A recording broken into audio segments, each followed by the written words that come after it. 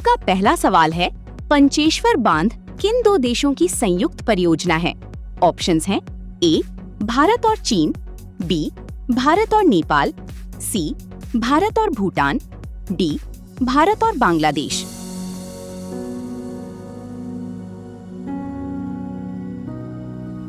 इसका सही जवाब होगा बी भारत और नेपाल, क्योंकि पंचेश्वर बहुउद्देशीय परियोजना उत्तराखंड में काली शारदा नदी पर भारत और नेपाल की संयुक्त परियोजना है।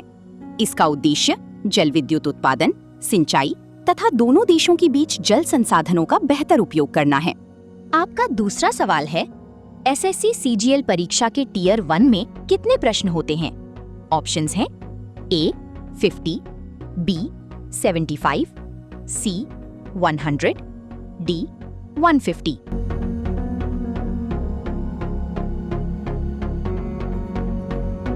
इसका सही जवाब होगा सी 100, क्योंकि एसएससी सीजीएल टियर 1 परीक्षा में कुल 100 प्रश्न पूछे जाते हैं।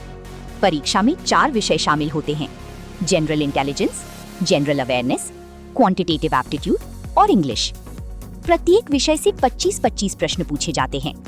आपका तीसरा सवाल है, बेटी बचाओ बेटी पढ़ाओ योजना सबसे पहले किस जिले से शुरू हुई?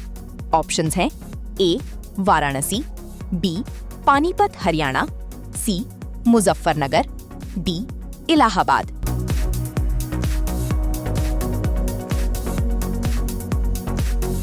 इसका सही जवाब होगा बी पानीपत हरियाणा, क्योंकि बेटी बचाओ बेटी पढ़ाओ योजना की शुरुआत 22 जनवरी 2015 को हरियाणा के पानीपत से की गई थी। इस योजना का उद्देश्य बालिकाओं के लिंगानुपात में सुधार करना और उनकी शिक्षा को बढ़ावा देना है। आपका चौथा सवाल है, मुरादाबाद किस उद्योग के लिए प्रसिद्ध है? ऑप्शंस हैं ए कांच, बी चमड़ा, सी पीतल, डी कालीन।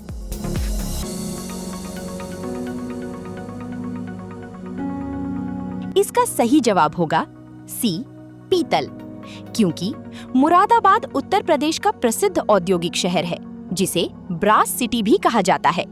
यहाँ निर्मित पीतल के हस्तशिल्प और सजावटी वस्तुओं का निर्यात दुनिया के अनेक देशों में किया जाता है। आपका पांचवा सवाल है, गोविंद वल्लभ पंत किस राज्य के पहले मुख्यमंत्री थे? ऑप्शंस हैं ए उत्तराखंड, बी उत्तर प्रदेश, सी मध्य प्रदेश, डी बिहार।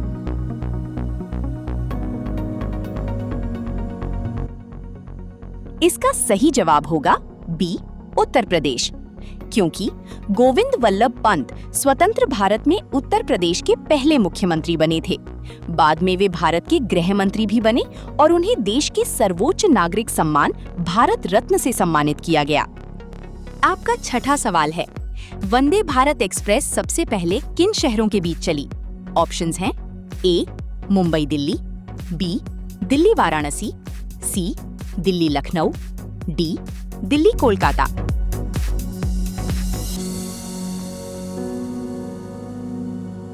इसका सही जवाब होगा बी दिल्ली वाराणसी, क्योंकि भारत की पहली वंदे भारत एक्सप्रेस का संचालन 15 फरवरी 2019 को दिल्ली और वाराणसी के बीच शुरू किया गया था।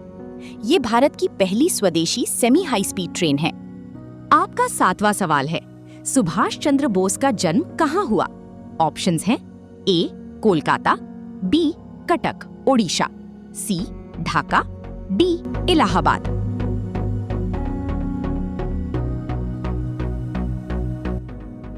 इसका सही जवाब होगा बी कटक ओडिशा, क्योंकि सुभाष चंद्र बोस का जन्म 23 जनवरी 1897 को ओडिशा के कटक शहर में हुआ था।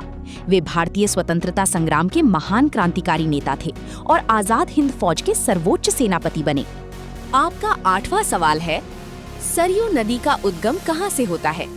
ऑप्शंस हैं A Gangotri glacier, B Milam glacier, C Pindari glacier, D Bageshwar.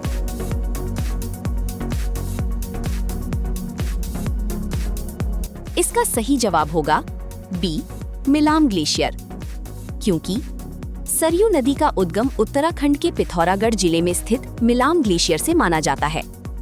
आगे चलकर ये घाघरा नदी के रूप में प्रवाहित होती है और अयोध्या के पास सरयू नाम से प्रसिद्ध है।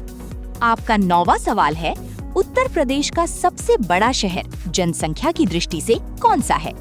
ऑप्शंस हैं ए लखनऊ, बी आगरा, सी कानपुर, डी वाराणसी।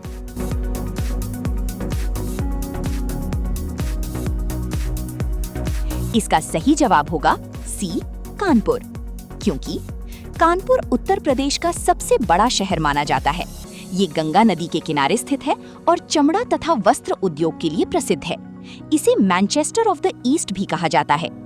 आपका 10वां सवाल है, उत्तर प्रदेश का सबसे बड़ा जिला क्षेत्रफल की दृष्टि से कौन सा है? ऑप्शंस हैं ए लखनऊ, बी प्रयागराज, सी सोनभद्र, डी लखीमपुर खीरी।